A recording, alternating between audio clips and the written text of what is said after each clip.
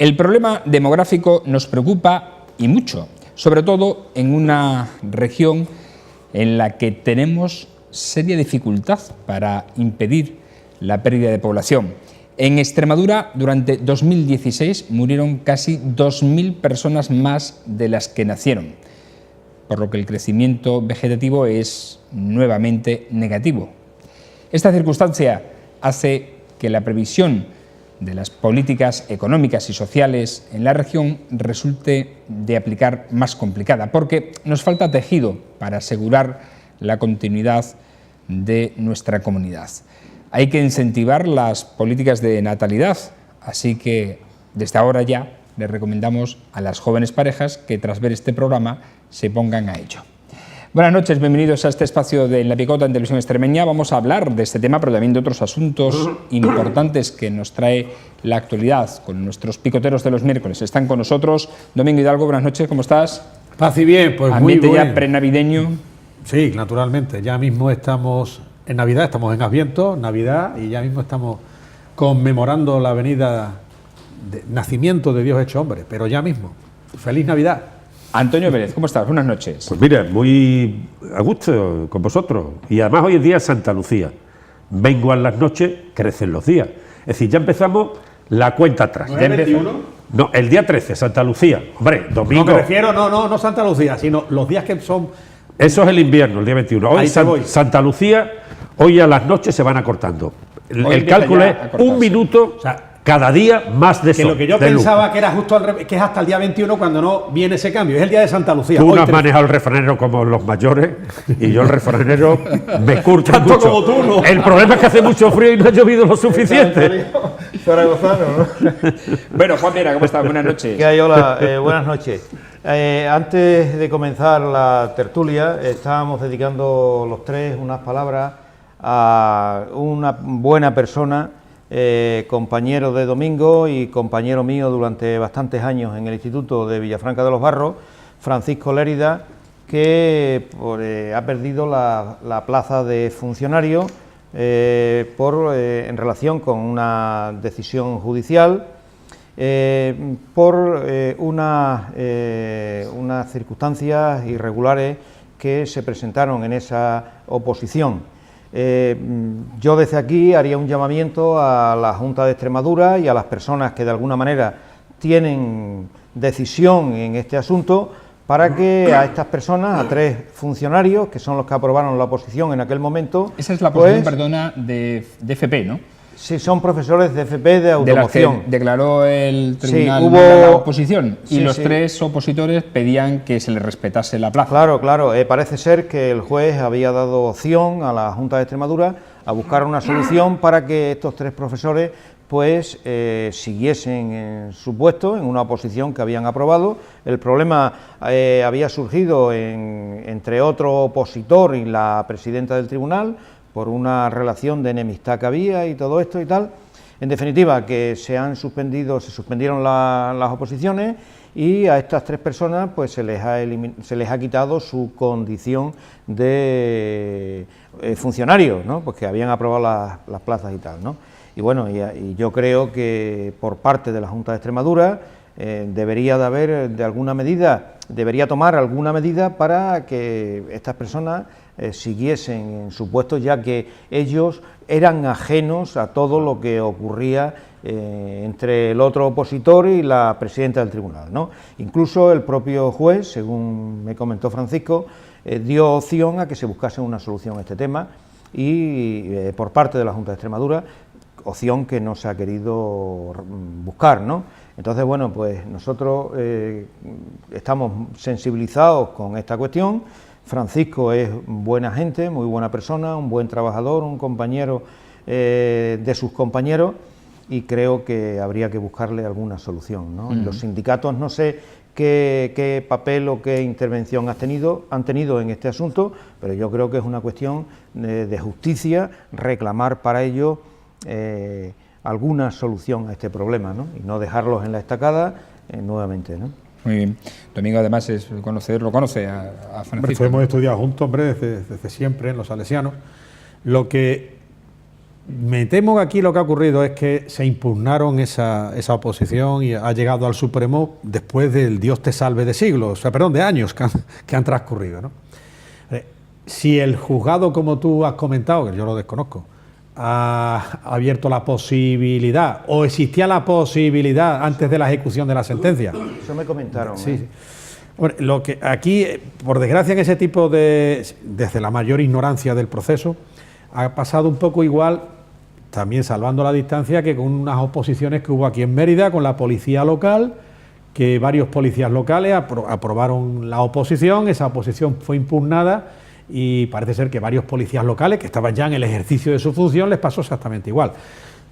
Si hubiese algún tipo de salida, yo desde luego me encantaría, no porque ya conozca yo a Francisco, no, sino el drama humano que supone para unos opositores que han sacado una oposición, después eso se queda en aguas de borraja y uno vuelve a la situación anterior. Pongamos que eso haya ocurrido hace 10 años, cuando uno estaba opositando, y ahora la situación cambia.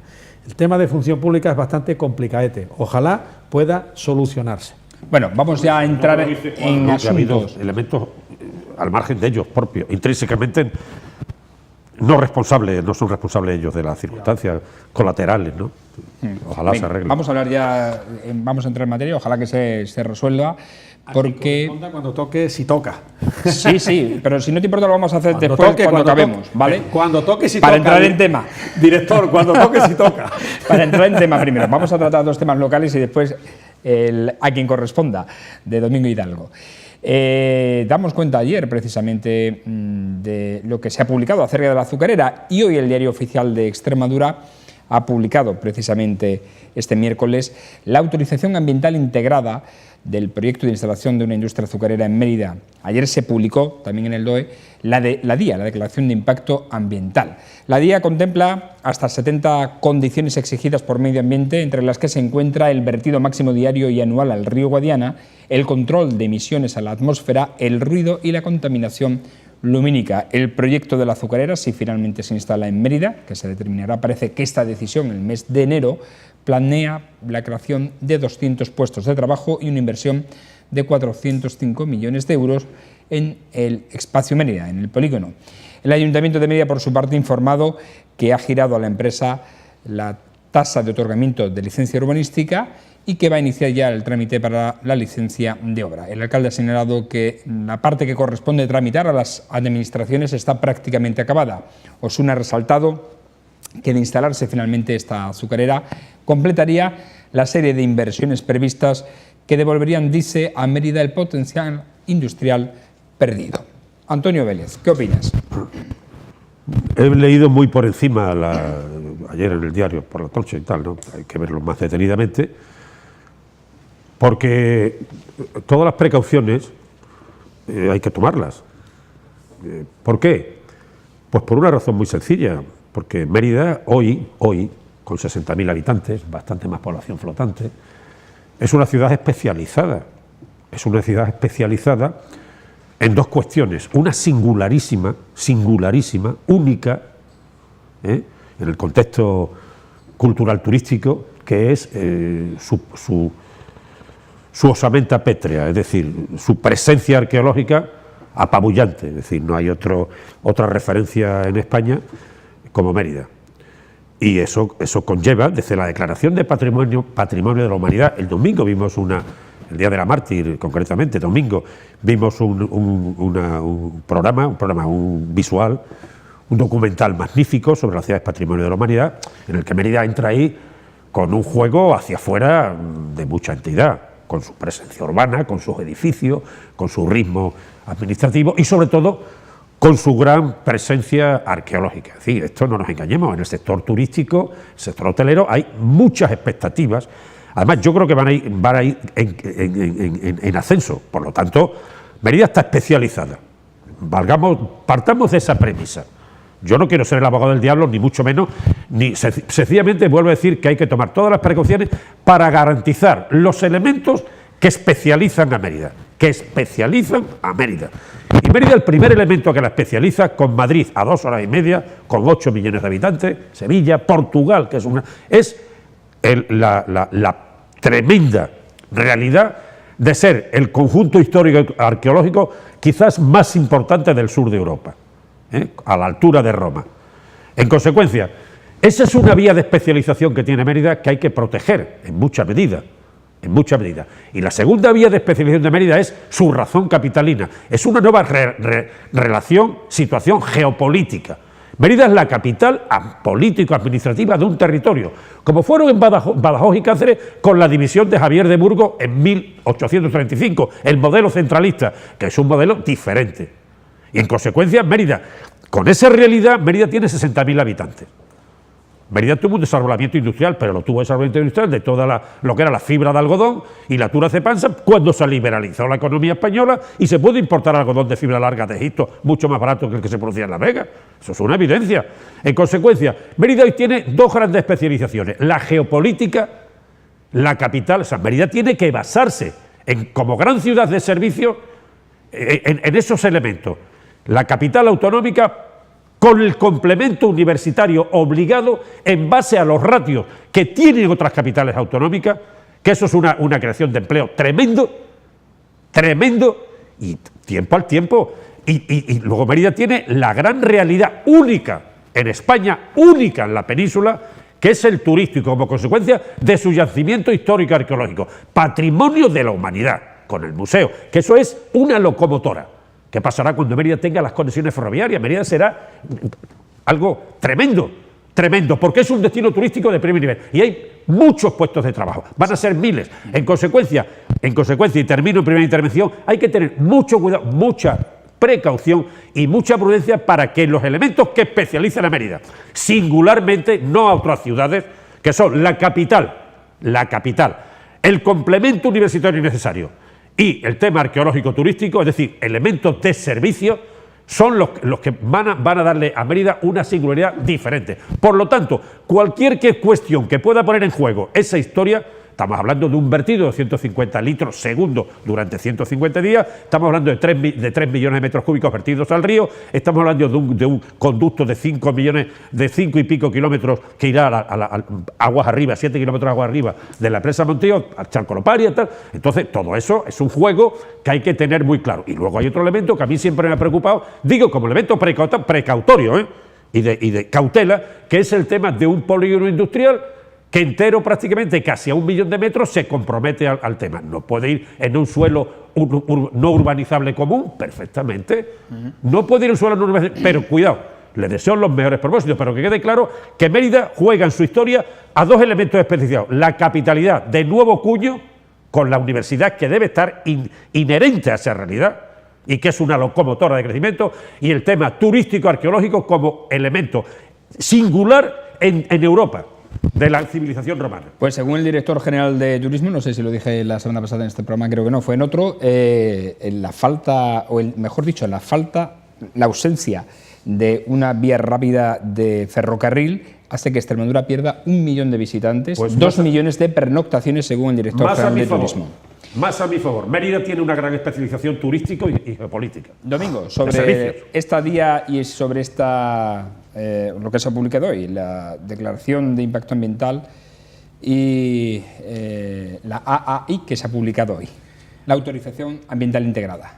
La clave donde está, director, es si hay compatibilidad, si es compatible la instalación de una industria de este tipo, como bien ha dicho Antonio Alcalde, con el corazón actual de la capital autonómica de Mérida, que no es otro que ciudad administrativa, ciudad de servicio y turismo.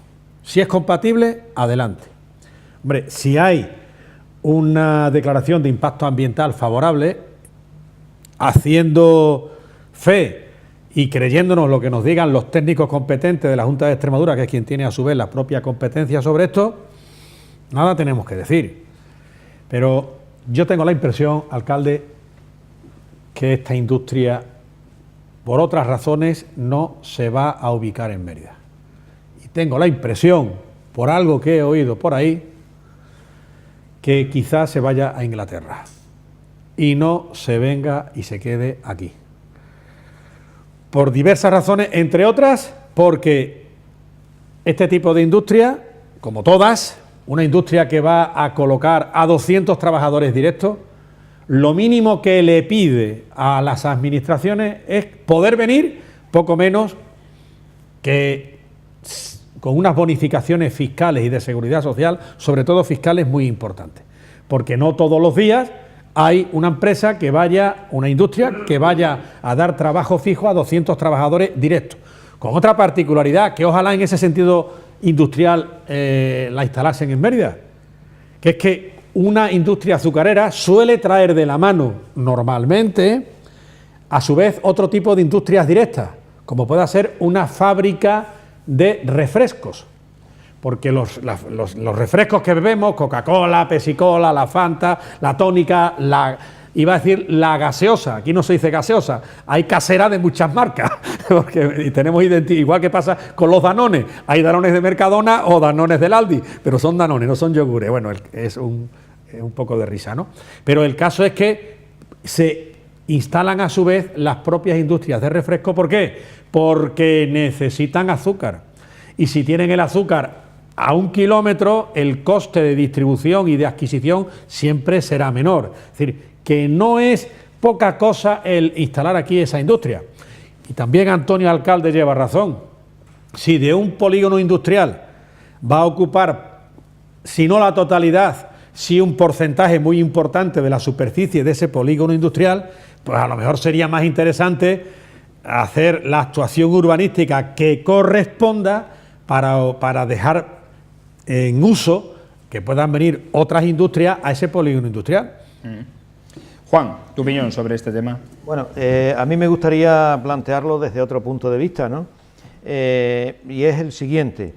La Organización de Comercio Mundial, la OCM, ha modificado todas las normas relativas a la producción de azúcar, en cuanto a que durante 50 años en Europa ha habido unas cuotas para los diferentes países de producción y unos precios mínimos garantizados a los agricultores. Esa ha sido una norma general que ha habido que se ha planteado en la Unión Europea, que es uno de los principales productores de azúcar. Todo eso desaparece o ha desaparecido ya. Teóricamente debería haber desaparecido en septiembre de 2017.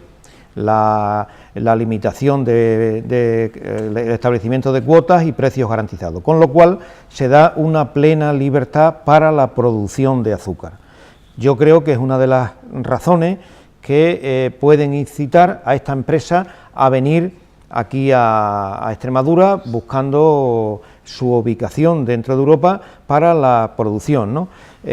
Todo esto también tiene sus inconvenientes, porque no sabemos de qué manera el Brexit puede afectar o puede influir en la producción europea de Europa de azúcar, ¿no? Puesto que Inglaterra tiene refinerías importantes para la producción de azúcar que se alimentan de sus antiguas colonias, ¿no? Hace unos días aparecía una noticia de que una refinería de Londres había reducido en un porcentaje casi al 50% su producción de azúcar. Lo que quiero decir que no sabemos en qué medida el Brexit tiene alguna relación con el hecho de que los que quieren instalar los árabes tengan más interés en Inglaterra o tengan más interés en España. Lo cierto es que la producción de azúcar se va a liberalizar, o se ha liberalizado ya no hay cuotas, ya no hay precios garantizados, y ahora viene ya todo el problema que puede acarrearse de cara a la producción de remolacha por parte de los agricultores, de cara, claro, porque hay dos facetas en todo esto. Por un lado está la producción agrícola y por otro lado está la producción industrial, ¿no? El consumo de agua, etcétera, etcétera, ¿no? Porque la remolacha es uno de los productos que más agua necesita. Y no sé si seguimos con estos tiempos de sequía, qué influencia puede tener eso a la hora de la producción de remolacha, ¿no? En definitiva, que hay una serie de factores ahí, que supongo yo que son los que estará analizando la empresa esta, para su instalación en Europa, aquí en Mérida en concreto, o bien en Inglaterra. En fin, tendremos que esperar a enero, seguramente, que es cuando, en principio, parece ser que tomará la empresa la decisión de dónde instalará esta planta de refinado de la remolacha de azúcar. Vamos a hablar de otra cuestión, porque este jueves inaugura la exposición Cuando sonaba la sirena, José Fernández López y la Mérida Industrial, en el Centro Cultural Alcazaba. Está promovida por el Ayuntamiento de Mérida y el Consorcio de la Ciudad Monumental, y se enmarca en una serie de actividades en la que se trata de reivindicar la figura de este empresario y filántropo que tanto aportó a la ciudad. También se ha anunciado la creación de una fundación de carácter privado que llevará su nombre, José Fernández López. Yo creo que tú de esto sabes algo, Antonio. Bueno, yo tengo el honor de, a propuesta de la familia, porque tengo una especial amistad con uno de los hijos, con Luis Carlos Fernández Sousa. Tengo la satisfacción de que me propusieron como patrono de la fundación, cosa que acepté a título honorífico y tal. Y me parece además muy oportuna porque la idea de José Fernández López, de don José Fernández López, es una idea, como bien has definido, muy amplia. Como empresario, él se queda con el matadero, era un joven abogado, había estado en Chicago aprendiendo por las familias, sus antepasados, sus mayores, eran abastecedores de carne a las grandes ciudades de Galicia y tal, ¿no? Ellos son del área de Porriño, de Pontevedra, y entonces se quedó con el matadero de Mérida, el matadero que se hizo al final de la dictadura de don Miguel Primo de Rivera, otra vez el tema, ¿no? Cuando ya empieza a bajar la demanda de la cabaña ganadera, después de cuando se va restabilizando a mediados de los 20 la normalidad en Europa después de la Gran Guerra. Entonces, en el año 35 el matadero industrial, frigorífico y tal, estaba en quiebra técnica y se queda José Fernández López con él, año 35. Él pues invierte, la guerra le sorprende, lo llama Queipo de Llano a Sevilla, son elementos que se producen. Y entonces le dice, mire usted, nosotros necesitamos que nos abastezcan, bueno, y él sigue abasteciendo, bueno, un industrial, tal, bueno. De hecho, es curioso porque en esa contradicción existe otra también. Él no tenía otra opción que jugar con los vendedores que habían ocupado esto.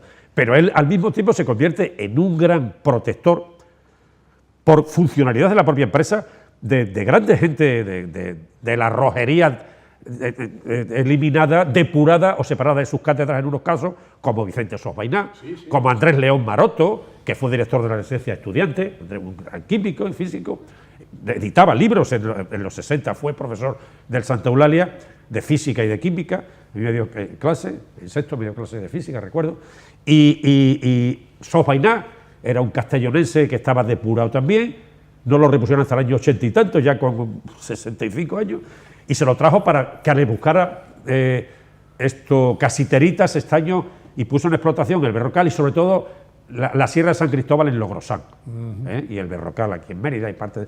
Entonces fue un hombre en eso muy activo, hacía sus propias latas, porque había, como decíamos antes, con la autarquía cerrado el sistema de importación, y entonces tuvieron que... Y había gente... Hombre, el jefe de la fábrica de envase era Martín Carmona Delgado, un comandante republicano, represaliado, que había estado en la cárcel, cayó en la Bolsa de Valencia, y tenía gente cercana a él como Luis Donoso Hurtado, un hombre falangista, una buena persona, una gran persona. Es decir, que había una serie de connotaciones muy curiosas porque le dio trabajo a muchísima gente de un lado y de otro.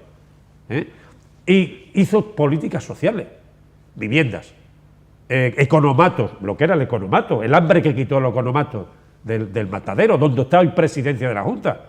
Allí al fondo de la Cuba, eso no lo conocería. Sí, por detrás. Claro, pero se entraba por un callejón largo hacia... Y estaba allí Miguel Hernández, tenía un problema de una pierna, tal. Miguel Hernández, padre de Miguel Hernández Fernández, que fue director general de la Junta.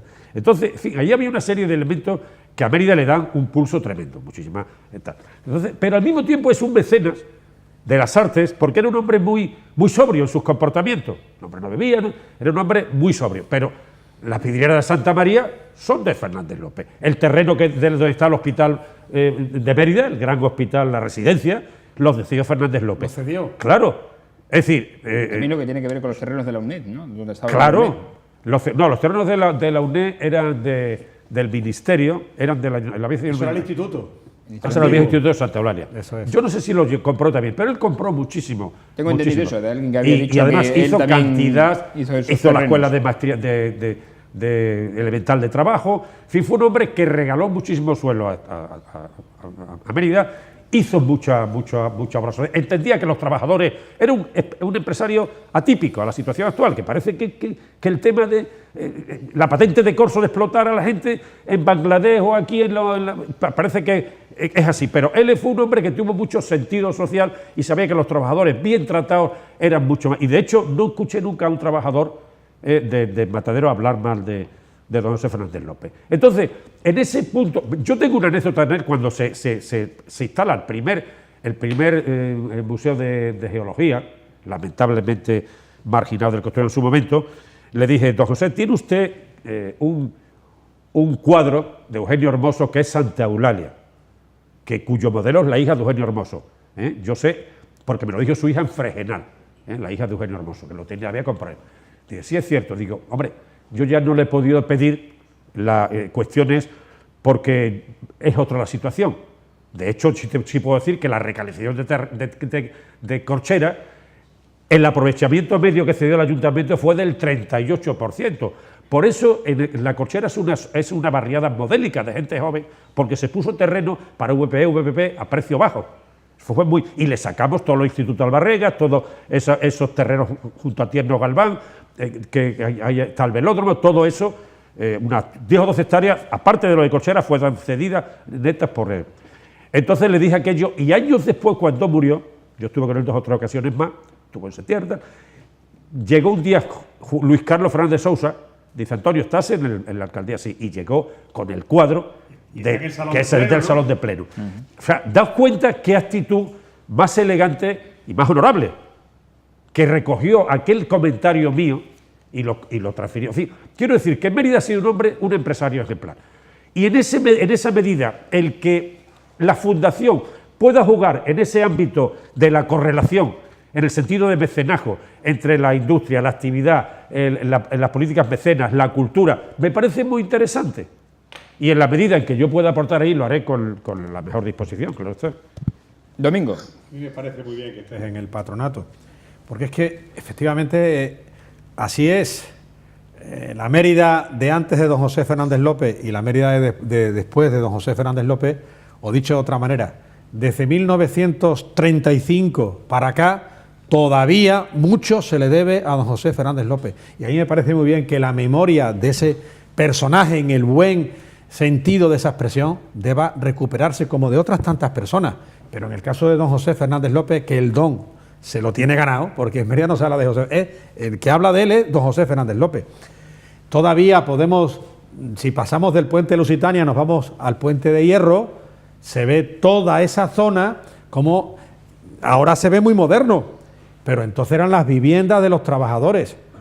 No solamente los chalés que se ven a la derecha, sino cuántas y cuántas viviendas hay entre la casa de Presidencia hasta lo que es la iglesia de Cristo Rey, toda esa zona de vivienda es porque lo hizo él. ¿Y a cuántos les ha pagado los estudios don José Fernández López? Es ese nombre que entonces tenía Mérida y que lo pregonaba el equipo de fútbol, que era el Mérida Industrial.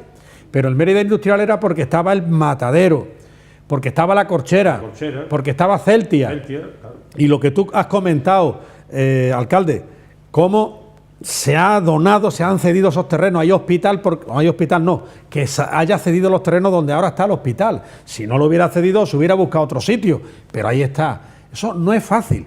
Y a mí esto me hace reivindicar la figura imprescindible en una sociedad tan importante como la de un trabajador, como es la figura del empresario, que por desgracia es un nombre y una figura que está mal vista, hasta el punto que le quieren cambiar de nombre y le han cambiado de nombre. Ahora le llaman emprendedores.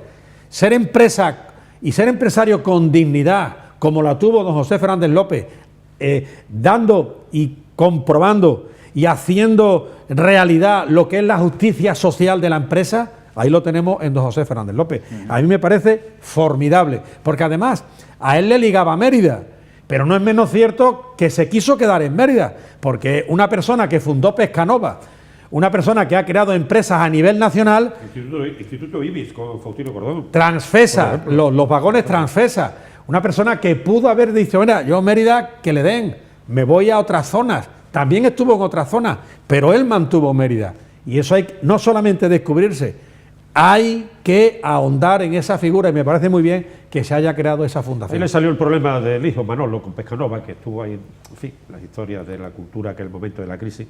Pero tiene otro personaje, otro hijo, que es José María Fernández Sí, que está en el tema de la industria farmacéutica. Farmamar. Sí, señor. Farmamar, cuidado, eso es un activo serio. Y está muy bien que su hijo Luis, al que tú conoces bien, pues quiera seguir y quiera, naturalmente, sembrar la memoria de su padre.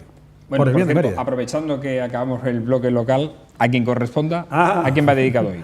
Bueno, 3 pequeñas cuestiones. La primera, a quien corresponda a Antonio Alcalde, que ha tenido la deferencia de regalarnos este libro. Por Navidad. Por Navidad. Sí, es cierto. Por la Navidad, efectivamente.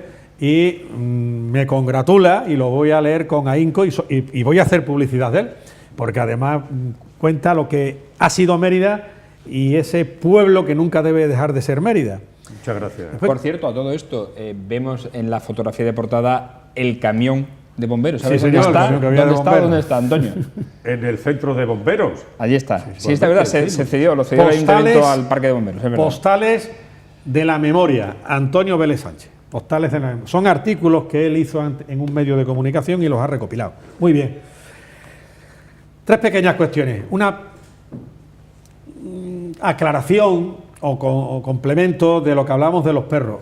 Yo dije de los perros y lo mantengo todo, no voy a repetirme, pero no es menos cierto que hay que dar un homenaje, por desgracia, a aquella minoría de propietarios de perros que se preocupan de ir de cumplir la ordenanza de 2016 de llevar a su perrito grande o pequeño con su correa, que lleva los grandes, lo lleva con bozal además, que nunca se separan de la correa, y que después otros, minoría desgraciadamente, que hay que hacerles la ola o aplaudirles porque es un gesto de urbanidad, de educación y de civilización, cuando esos dueños de perros, ese perro cuando depone, cuando se hace caca, van con su bolsita y recogen la deposición, la meten en una bolsa y la tiran a la basura, a una papelera, donde sea. Y eso hay que reconocerlo. Del mismo modo que son minorías, desgraciadamente. Quiero llamar la atención a quien corresponda para el control por parte de la autoridad competente, que en este caso es la Policía Local, Ayuntamiento de Mérida, alcalde Antonio Rodríguez Osuna, en el sentido de que las bicicletas son para montarse, pero no para montarse ni en zonas peatonales ni por la calle Santa Eulalia. Y empieza a ser ya habitual, que no normal, esa es la diferencia entre lo normal y lo habitual. No es normal que alguien vaya montado en bicicleta por la calle Santa Eulalia y por calles peatonales, pero comienza a ser habitual. Y no ante la indiferencia de la gente, que no, sino ante el temor de llamar la atención. Porque si se le llama la atención a alguien que va montado en bicicleta, puede que ocurra que el que va montado en bicicleta sea capaz de bajarse y encararse con uno. Y ahí tiene que estar la autoridad para controlar eso. Como para tantas cosas. Con lo de los perros, pues que se apliquen la ordenanza. Y quien no cumpla la ordenanza, lo que es una infracción leve, hasta 750 euros de multa por la infracción leve, de llevar a un perro sin correa. Y cada uno pues, que asuma las consecuencias de sus hechos. Pero no, que no puede ser en la calle Santa Eulalia y las zonas peatonales que vaya la gente en bicicleta con dirección prohibida, o cuando van por zonas que pueden ir coches en dirección prohibida, o por la calle Santa Eulalia, que ni dirección prohibida ni nada, no pueden ir montados en bicicleta, y eso hay que controlarlo. Muy bien. Vamos a hablar ahora de otra cuestión, porque la Comunidad Autónoma de Extremadura ha registrado en el primer semestre de este año 2017 un crecimiento vegetativo negativo, como hemos dicho en la editorial, ya que se han producido 1.941 defunciones más que nacimientos. Según los datos publicados este pasado martes por el Instituto Nacional de Estadística, en este primer semestre se han registrado 4.150 nacimientos, lo que supone un descenso del 4,9% respecto al mismo periodo de 2016. Además, en este primer semestre fallecieron en Extremadura 6.091 personas, lo que representa un 5,4% más que en el mismo periodo que el pasado año, por lo que se registraron más muertes que nacimientos de personas. Por otra parte, el número de matrimonios en el primer semestre ha alcanzado en Extremadura los 1.366, un 3,5% menos que el mismo periodo de 2016, de los que el 67,7% se celebraron exclusivamente de forma civil en la región. Por su parte, en el conjunto nacional, el crecimiento de la población española sigue también en números rojos. Según el Movimiento Natural de Población, a lo largo de este primer semestre murieron en España 32.132 personas más de las que nacieron, el valor más elevado desde el comienzo de 2015.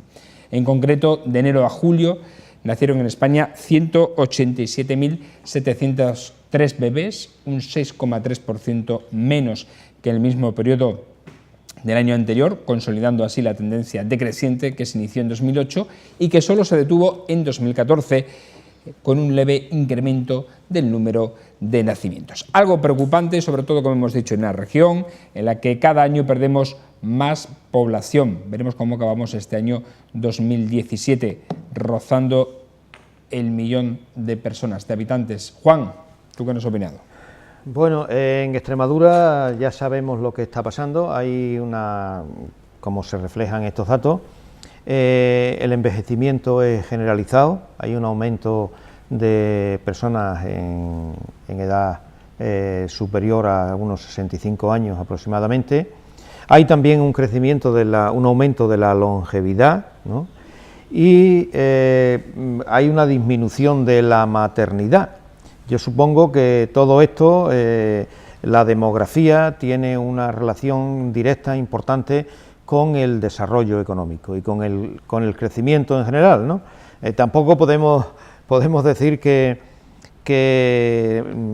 sea una cuestión que de alguna manera sea generalizable y se prolongue en todos los países y a lo largo del tiempo, pero lo cierto es que en la medida en que en una población disminuye el número de personas, los fallecimientos son superiores a los nacimientos, muestra de alguna manera cómo la economía no tira y no contribuye a ese desarrollo, ¿no? Hay muchos factores que influyen también en la cuestión de la maternidad, ¿no? No solamente es la cuestión económica, básicamente es la cuestión económica, pero hay otros factores que influyen y que en el caso extremeño pues también lo tenemos. Hay otras cuestiones también, como la emigración. Aquí la mayoría de la gente joven no encuentra solución a su futuro, a sus perspectivas de futuro, no ve un horizonte claro en el aspecto vital.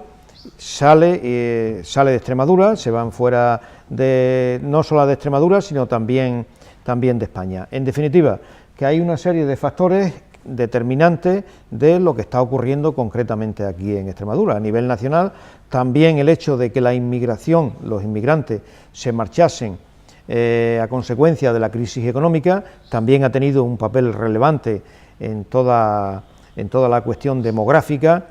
Y bueno, yo creo que si nos centramos en el terreno regional, aquí hay que plantearse esto, porque de otra manera, poco a poco, Extremadura cada vez irá perdiendo población, irá perdiendo posición económica en el terreno nacional, y los que nos iremos quedando pues son las personas que ya de alguna manera o bien nos hemos jubilado o bien tienen una posición económica muy consolidada, ¿no?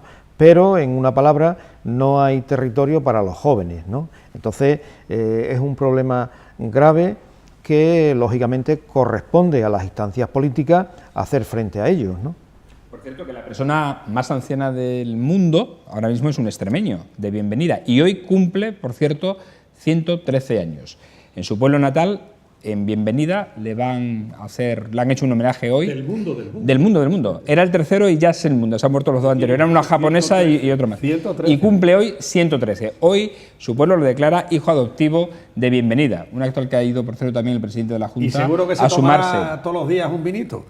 Cuando menos. Yo he visto una entrevista.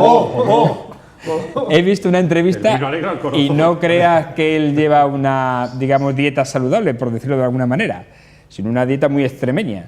Como tiene que ser. Y de ahí la longevidad de este caballero, que se llama, por cierto, Francisco Núñez Olivera. Antonio. Bueno, esto, claro, aquí hay muchos condicionantes, ¿no? Y hace falta repensar la sociedad. Extremadura tiene obligación de rearticular el mundo rural. Tiene un sistema de ciudades pequeñas, la más grande es Badajoz, y luego hay una Cáceres, Mérida, tal, pero ciudades de más de 20.000 habitantes muy solventes hay unas cuantas.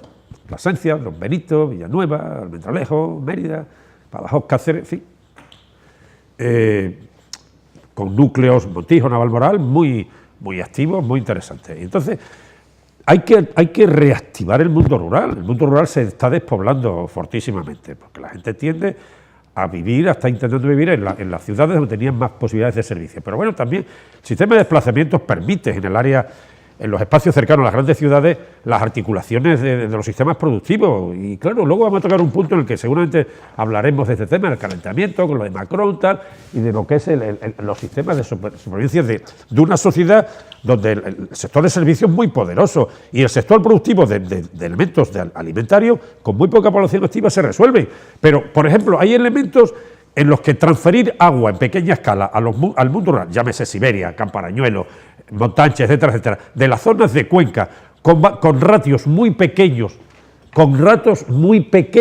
de disponibilidad de riegos de apoyo, en olivar, por ejemplo, de 1.000 metros cúbicos por hectárea, por encima de regar la viña en Almendralejo, en tierra barro, que para mí no tiene el menor sentido. Además, yo creo que no es reflexiva en un cultivo xerófilo como es la vid, una rosácea que madura con el estrés hídrico. Entonces, transferir agua al mundo rural con un elemento emergente como es el olivo, que ya la gente se acostumbra a pagar 4 o 5 euros un litro y va a seguir en esa tesitura sin problema, es garantizar, como en Jaén, sobre las 260.000 hectáreas de olivar que hay en Extremadura, con una propiedad media de 3,6 hectáreas, por explotación media, perdón. Entonces, eso, digamos, es un cultivo muy social. Pero si fuéramos al doble, que es perfectamente factible, con los residuos para biocombustibles, etcétera, etcétera, estamos creando una economía rural de mucho poderío, de mucha potencia. Entonces, son cuestiones que están ahí. Pero hay una cuestión también vital desde el punto de vista de lo que es el mundo urbano, de las ciudades y de los pueblos incluso con otras políticas, que son las viviendas, el acceso a la vivienda. El acceso a la vivienda que hoy están compitiendo en muchos casos con el turismo, con el repunte de los alquileres, etcétera, etcétera, está impidiendo que parejas jóvenes puedan tener un hogar de 40, 50, 70 metros, lo que es una nueva dimensión de hábitat que permita el estar bajo techo, el casado, casa quiere, casados o parejas, que puedan tener hijos.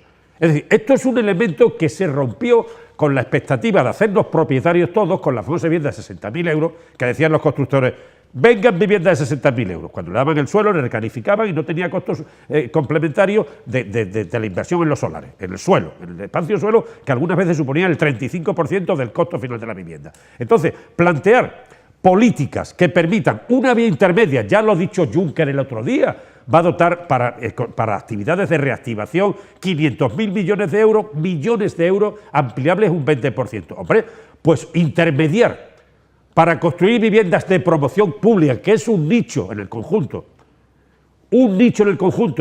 y que los alquileres bonificados según renta se van acumulando para una compra que se puede ejercitar a partir de los 12 años, es un elemento fundamental. Y no puede hacer desistir a la Administración porque el costo del mantenimiento como dueño durante X años le cuesta dinero. Bueno, mire ustedes que entonces ¿para qué están las administraciones? ¿Para colocar gente y dar licencias de no sé qué solo? Las administraciones están para resolver la vida, los políticos están para resolver la vida de la gente. En consecuencia, el que haya disponibilidad de vivienda, de acceso a la vivienda, para parejas jóvenes que hoy, por la crisis, tienen menos ratios de ingresos que hace 10, 15 o 20 años, es una razón fundamental para que intermediando recursos que permitan acceder a viviendas de promoción pública, que es un ratio dentro del sistema de viviendas global, VPO, Libre y VPP, viviendas de promoción pública, permitan agruparse parejas, tener un mínimo habitacional, que es una vivienda que hoy puede ser en ratios más pequeños porque también hay personas solas. Eso puede fijar población y puede aumentar la natalidad. Y eso es fundamental, porque si no estamos con estos ratios. Y eso hay que repensarlo. Yo creo que las viviendas de promoción pública, que no son viviendas que se regalan, sino que se van pagando y son alquileres a cuenta de, cuando se compra la vivienda a partir de los 12, 15 o 20 años, el que quiera hacer ese ejercicio, lo que ha pagado en alquileres es computable. Es como un elemento que computa. Y eso puede permitir que, pues sencillamente, la agrupación de parejas, la estructura familiar y la seguridad. Eso es fundamental, si no, no vamos a ningún sitio, así de sencillo. Domingo, sobre estos datos. Bueno, esto es el resultado de una crónica ya anunciada, ¿no? Estamos inmersos en lo que se llama la cultura de la muerte y este es el resultado, ¿no? Ya lo escribía Julián Marías, ese gran filósofo, el padre de Javier Marías, el escritor, o de Miguel Marías, otro gran erudito y crítico de cine. Julián Marías, que fue catedrático de filosofía y perseguido por el franquismo, y alumno muy predilecto de Ortega y Gasset, y jefe de gabinete de Julián Besteiro. Todo eso, estoy diciendo quién era, pues Julián Marías, ya en el ocaso de su vida, a los años 80, pues escribía mucho, seguía escribiendo, tiene una obra muy prolija. Represaliado por el franquismo, como he comentado, bueno, pues este señor dijo que el aborto iba a traer todo esto. Ahí están sus artículos. Ahí. Este señor no es sospechoso absolutamente de nada.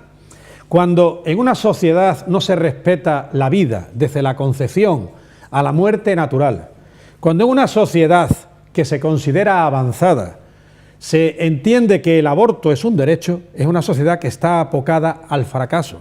Y el primer gran fracaso ha sido que tenemos un crecimiento vegetativo negativo, es decir, la sociedad no tiene natalidad, porque no se está incentivando la natalidad, porque no se han hecho políticas favorables a la familia y políticas favorables a la natalidad. Y yo voy a decir por aquí, por ejemplo, una.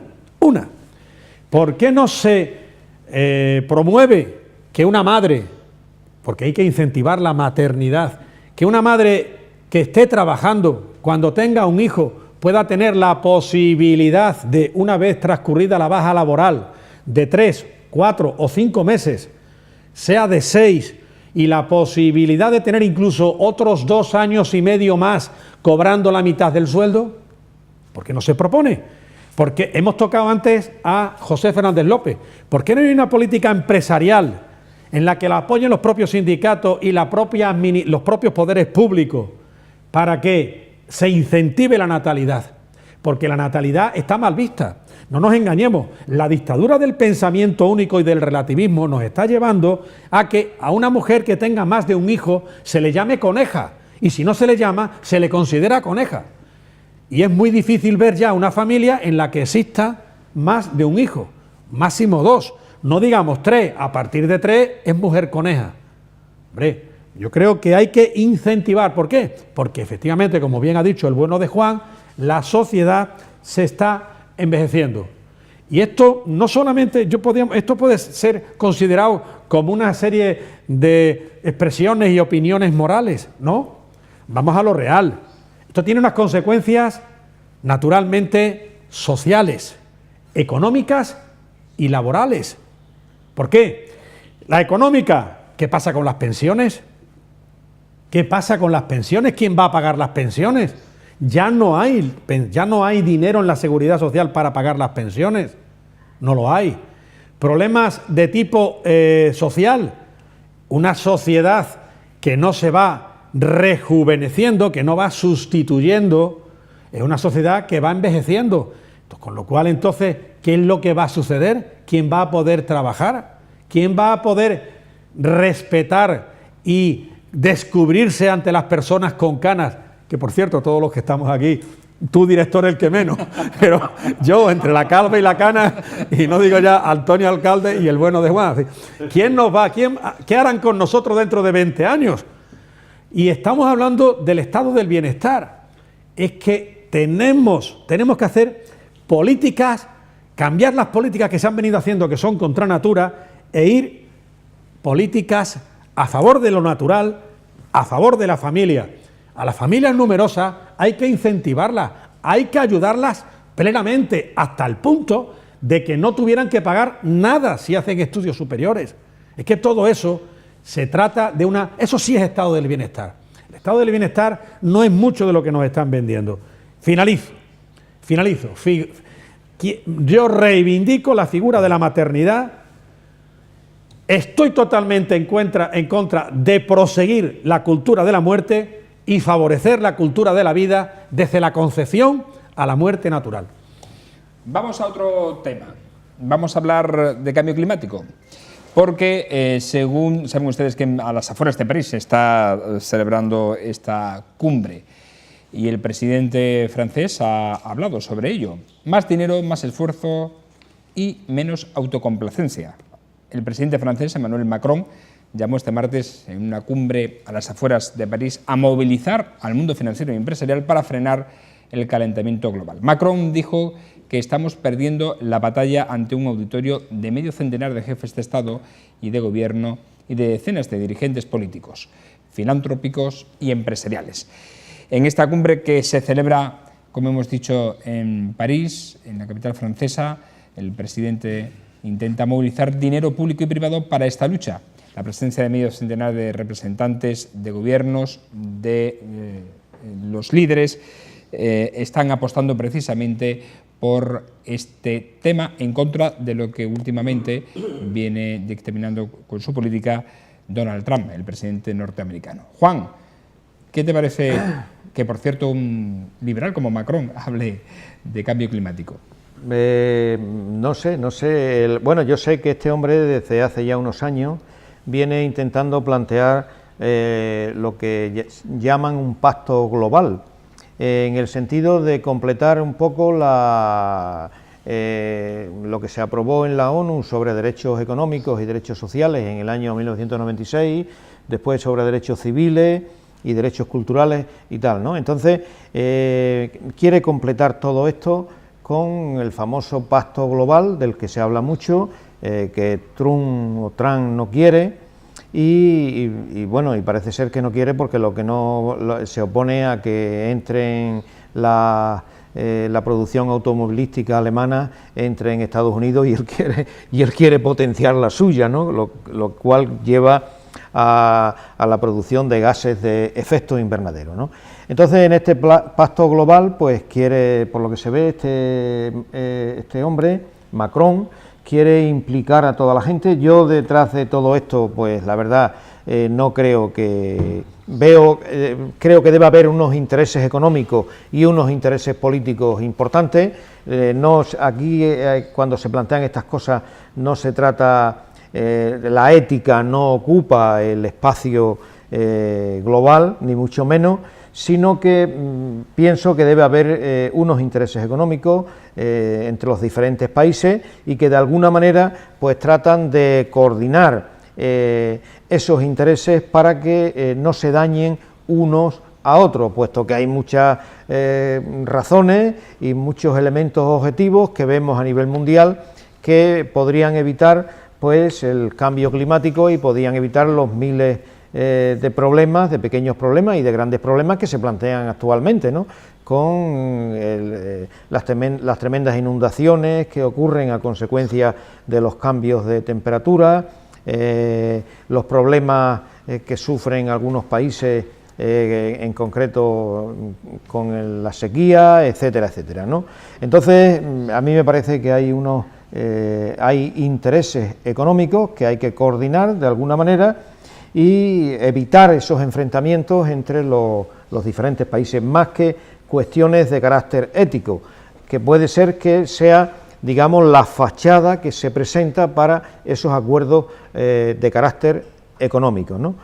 Creo que esa es la cuestión, ¿no?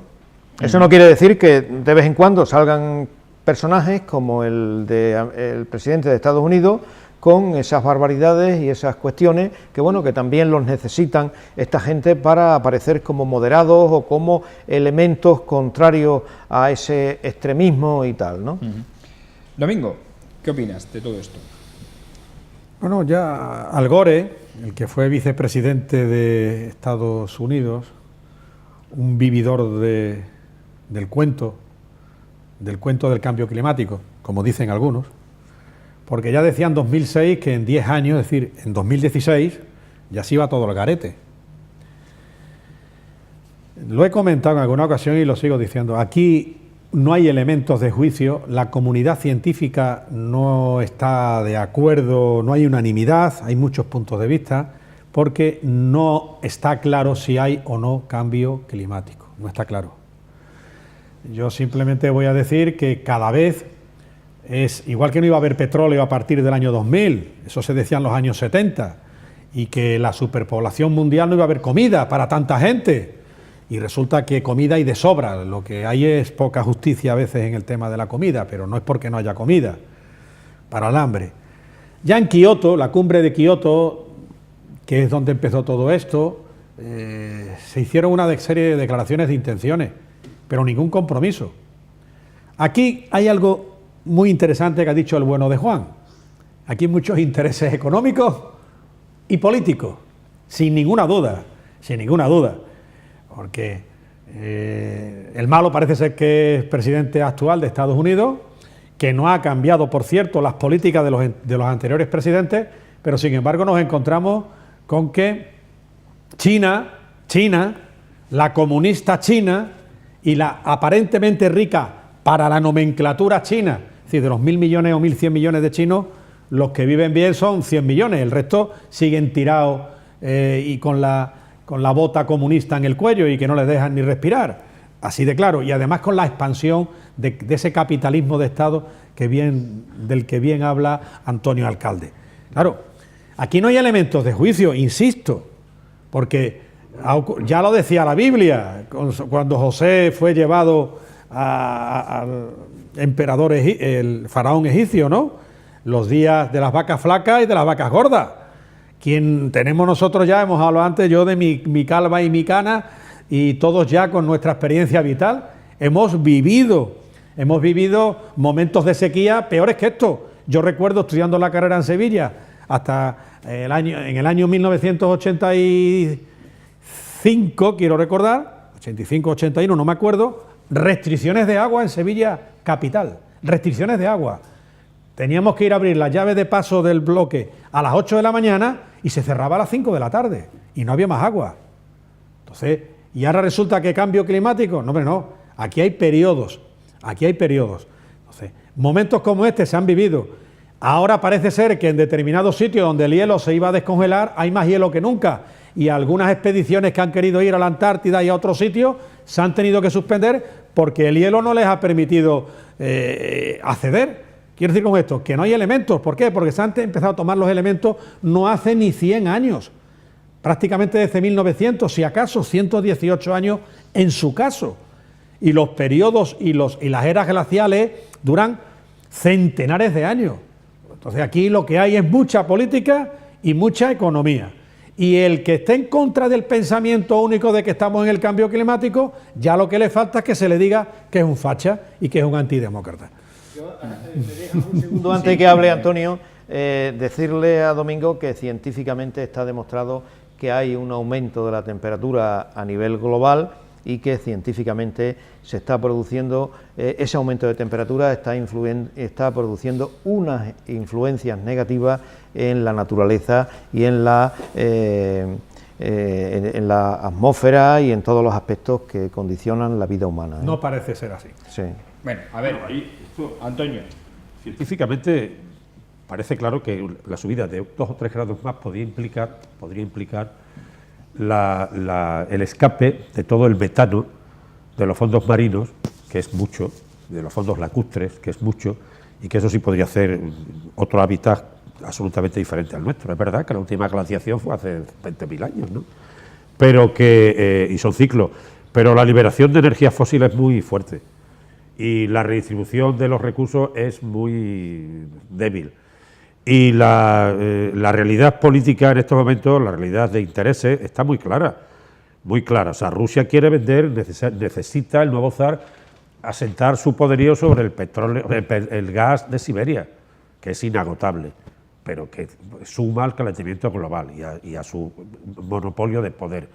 Es verdad lo que bien ha dicho Domingo respecto de China, que es capitalismo de Estado, que hace que una parte del mundo rural soporte, como puede devaluar y puede hacer lo que le dé la gana, cosa que la Unión Europea no se puede hacer, soporte el desarrollo de las ciudades. Y decide unilateralmente, no juega democráticamente, decide lo que le da la gana. Estamos viendo reportajes de abastecimientos de elementos basura, de peces, de tal, con un nivel de cambios, de plomos, de una bestialidad, en unas situaciones vergonzosas que entran en las periferias de Madrid, en los grandes almacenes de distribución, y que están sistematizados. Hace 2 o 3 días lo he visto con la Guardia Civil persiguiendo elementos que son basura auténticamente. Y luego está el otro actor, que es Estados Unidos, que parece ser, que de la mano de este señor, parece ser que hay que ir a escape libre.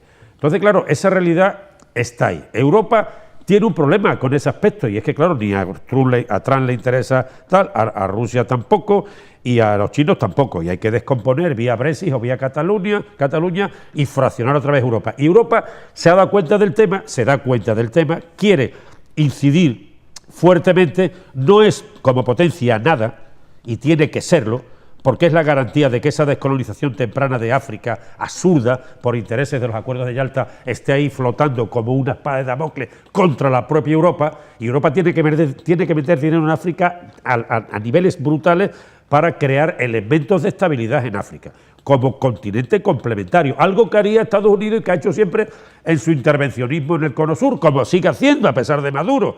En consecuencia, todo ese juego geoestratégico tiene que resolverse, pero que, como dice también Juan, y yo estoy convencido de que es así, el cambio climático está ligado a la temperatura, y la temperatura está subiendo porque el efecto invernadero de la emisión de tantos gases, que están ligados a un sistema de transporte de petróleo, de consumo de petróleo, de las 7 hermanas, de la Shell a la British Petroleum, y que esto es un problema muy grave. Es un problema muy grave y que el mundo debe de reflexionar sobre él, porque si no esto va a ser un caos, y puede ser que al final la vida, como la hemos conocido, no sea ni mucho menos al cabo de 1 o 2 generaciones o 4 generaciones de como es actualmente. Ha habido otros periodos, claro, periodos lacustres, periodos